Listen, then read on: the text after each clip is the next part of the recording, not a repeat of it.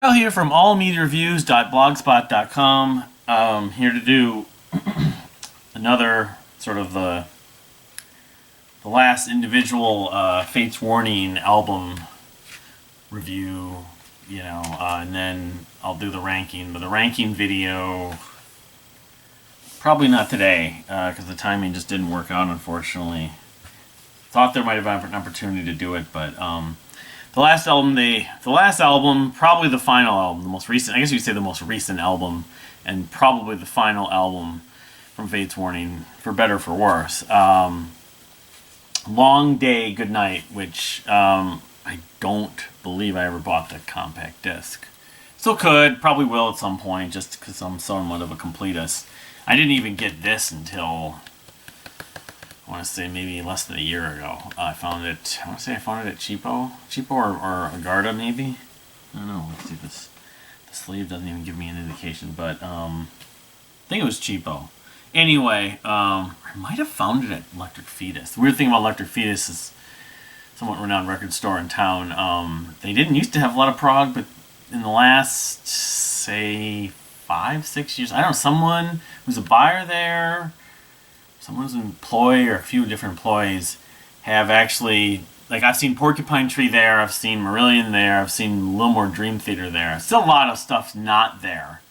The Deer Hunter, I think, is even there, but there's a lot of prog that's not there, but they didn't used to even have a lot, they used to carry a lot of that stuff, so. But I don't remember. I got it at one, because I bought a bunch of stuff at Electric Fetus last year, one part early this year, so. But this is Long Day Good Night. It came out November 6th, 2020. So it's sort of in the thick of everything with COVID. Although it was recorded largely, well, it was written largely before COVID, I believe. And it was recorded, I think that, yeah, there was Ray. Yeah, Ray lived on. That's what Jeff Wagner mentioned in one of those podcasts. I saw him talking about the book. Ray was living on TV dinners for a few months even, because he was I don't know if he flew in or did this. He isolated himself or something like that, making this album. So it's 13 songs, and that actually might be the most tracks on any Fates Warning album. Pleasant Shade of Grey has close to that. But also in terms of time, it's 72 minutes and 35 seconds, so it is the longest Fates Warning album for a band that's, obviously known for, being progressive and, but they're not actually known for sort of long-winded solos or long instrumental sections necessarily. They have them. A song that still remains, maybe you could say, but so the sad thing is for me, and I'm doing this because I've been trying to listen to this. I've listened to this album a couple times the last few weeks, but when it came out at the end of 2020 was a weird year for me, in that for a lot of people I just wasn't all that sort of music listening conscious, because everything was going on with COVID and just life in general. And this came out only a few weeks after we had to put our dog down, I think. Yeah, because November 6th. I remember listening to this.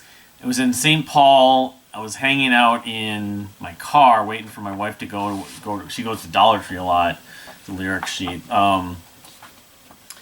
And I was excited to hear it, of course, naturally. The previous Fates Warning album, Theories of Flight, I loved. I gave my opinion about the other two albums, what's it called? Yeah, the Arch Matheos album from just the year before, which actually, think about it. Here it is. It's a brown, interesting jacket. Metal Blade Records.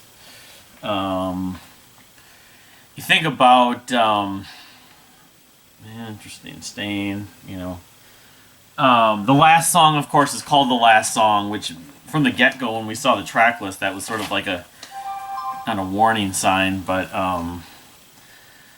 hold on. It was a warning sign, Fates Warning.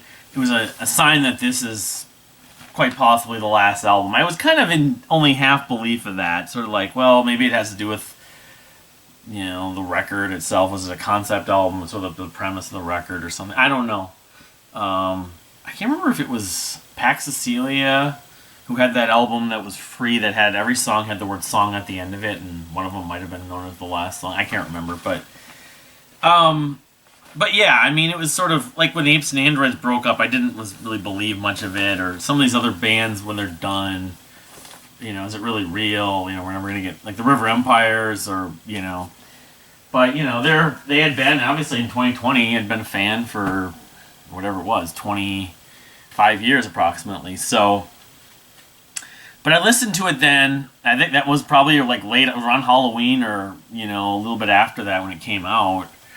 Like an early stream or something. I can't remember.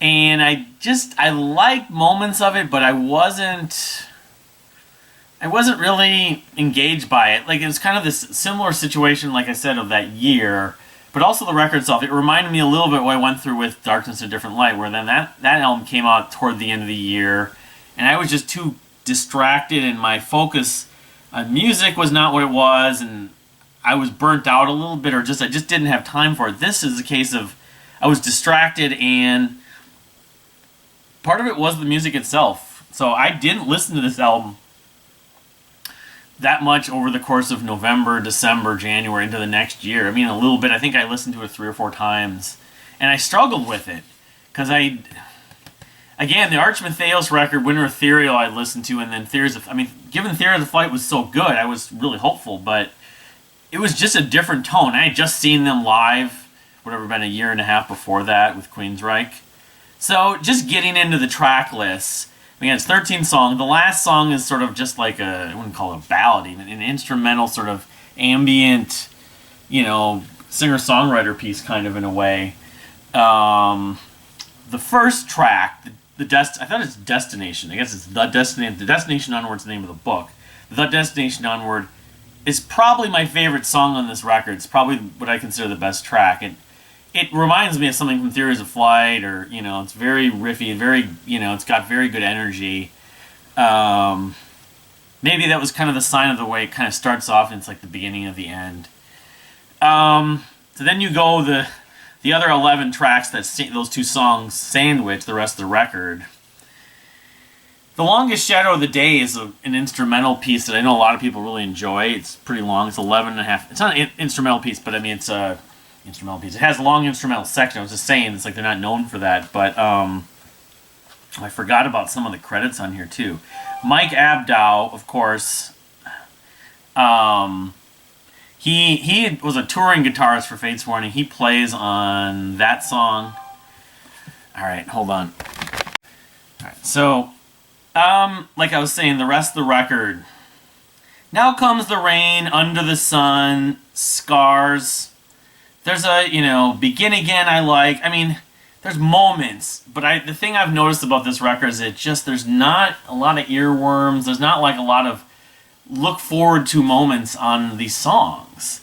They're kind of just there. I mean, they're just, I think this album, Liar, I mean, I've only listened to it maybe a grand total of like 9 or 10 times. But I was talking about Mike Abdow, Gavin Harrison, obviously people know from Porcupine Tree and King Crimson. Now he's with the Pineapple Thief and some other bands. He plays on When Snow Falls. I know Jim Matheos is a big Porcupine Tree fan, so that doesn't surprise me.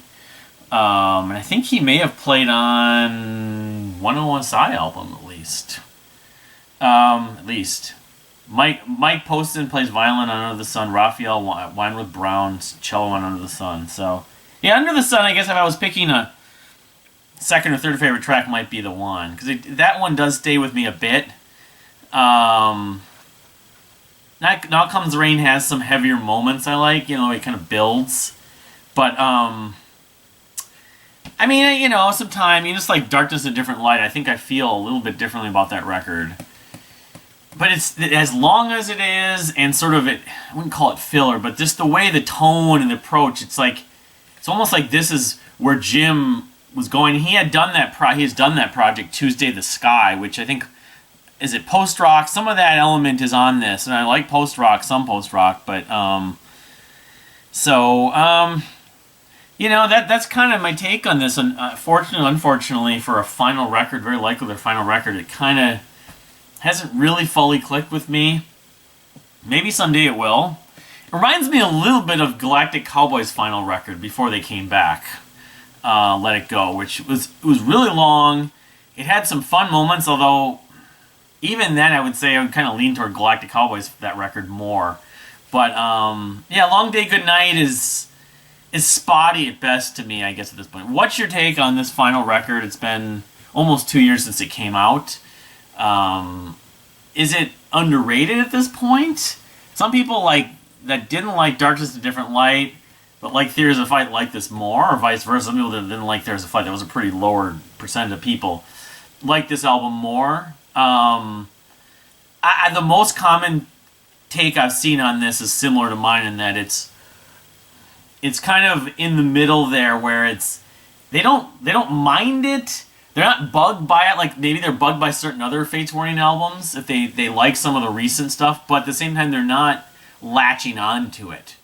A few years from now, 5-10 years from now, maybe we'll see this as kind of a more so. I mean, like Album of the Year for Faith No More. That album was always their last record until they did their comeback with Soul Invictus. Some people liked that album. Some people thought, well, it's alright, but it's not nearly as good as their others. That's kind of where I'm at with this record. So anyway, when I do the ranking, probably next Monday, depending on time, we'll see where it falls or where it goes up, where it ends up. But the Fates Warning has an extensive catalog. This is their 13th studio album, and then you include the 2 Arch Matheos albums, and then the EP if you include that, the Twist of Fate.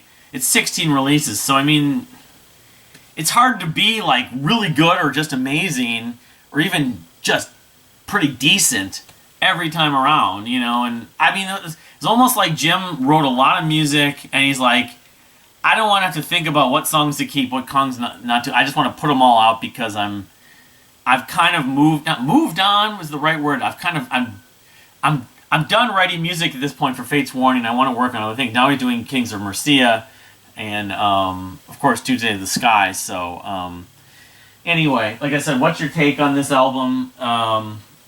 Please subscribe if you haven't subscribed. Thank you for watching. We'll see you next time. Long day, good night.